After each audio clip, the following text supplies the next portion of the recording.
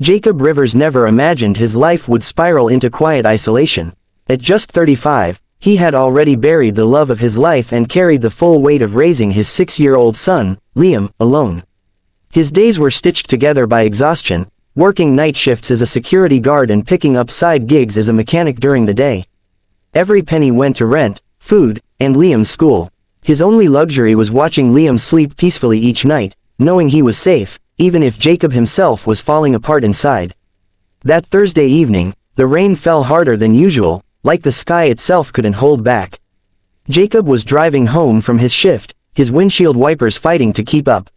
The road was nearly deserted, just pine trees, power lines, and the echo of thunder rumbling through the Oregon countryside.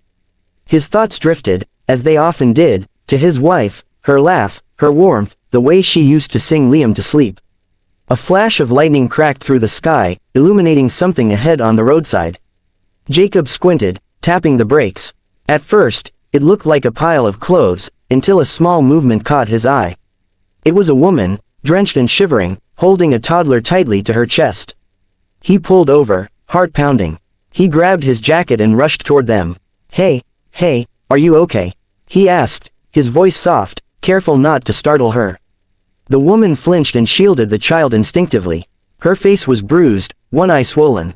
The toddler in her arms whimpered softly, her face buried in her mother's soaked coat. "Please," the woman whispered, barely audible over the rain. "Don't call the cops. I won't. You're hurt. You need help. Let me get you both warm." She hesitated for a long moment, then nodded slowly. Jacob gently led them to his truck. He cranked up the heat and wrapped the child, no older than 2, in Liam's old Spider-Man blanket from the backseat. "I'm Jacob," he said after a pause. "My son's blanket, it's clean. You can keep it." The woman looked up at him for the first time.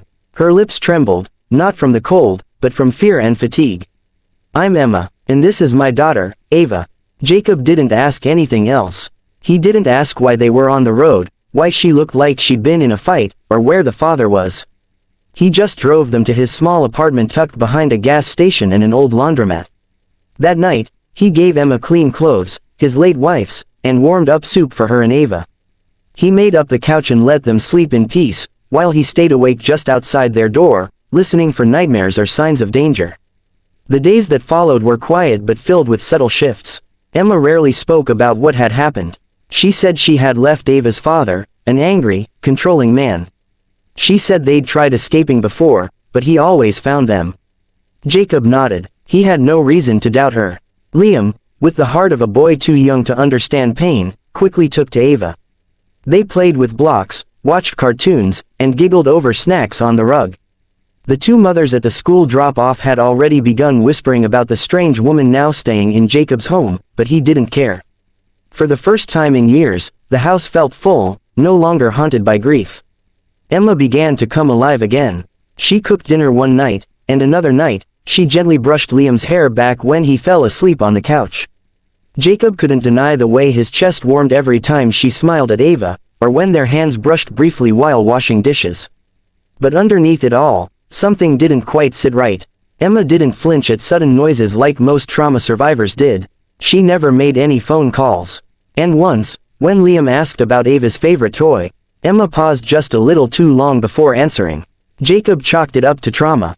Everyone coped differently. Who was he to question a woman who had clearly been through so much? On the 5th day, just as the morning sun rose, a loud knock shattered the peace. "Police." "Open the door." Emma dropped the cereal box she was holding. Her face went pale, lips trembling as she clutched Ava to her chest. Jacob opened the door slowly, shielding them with his body. 2 officers stood there, calm, stern. "Mr. Rivers, we need to speak with you.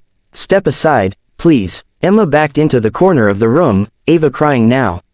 "Emma Callahan," one of the officers said, "you're under arrest. You have the right to remain silent." No, she screamed, holding Ava tighter. "Don't let them take her. Please, he'll hurt her." Jacob stepped forward. "Wait, she's a victim. He beat her. She's running for her life." But the officers didn't waver.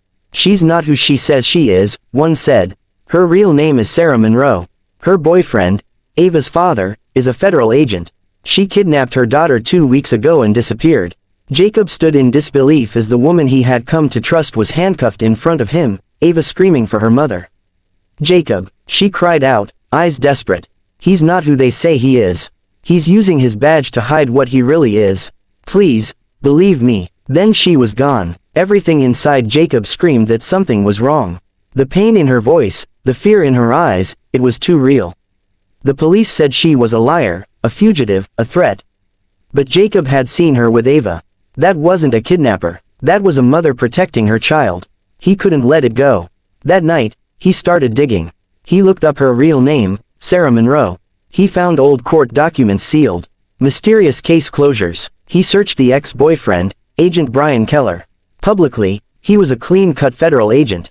But deeper forums and whistleblower blogs whispered something else: abuse of power, tampered investigations, inappropriate behavior. Jacob reached out to a retired detective he knew from his security job. The man listened, skeptical at first, until Jacob showed him what he found. Together, they traced the breadcrumbs that others had ignored. A week later, the detective called. "You were right," he said. "That agent has been under internal review for a while. But they couldn't prove anything. Your information, her testimony, it changes everything." Within days, the case was reopened. The agent was placed under federal investigation. Forensic techs uncovered encrypted drives in his home, evidence that confirmed Sarah's worst fears. He wasn't just abusive, he was involved in something far darker. Sarah was released. Charges dropped. The system that failed her once, finally listened. Jacob picked them up from the courthouse himself. Ava squealed when she saw Liam. Sarah wept when she saw the sky again. 3 months later, Jacob sat on a park bench, watching Liam and Ava race through the grass. The sun was warm, the breeze gentle. Sarah sat beside him. She wasn't Emma anymore. She didn't have to lie anymore. "Thank you," she said, her hand brushing his. "You didn't have to believe me. But you did." Jacob looked at her, his heart steadier than it had been in years. "You saved her," he said. "I just helped make the world believe it." And in that quiet moment, with children laughing and the world finally right side up, Jacob knew he'd done more than rescue 2 lives. He'd rescued his own.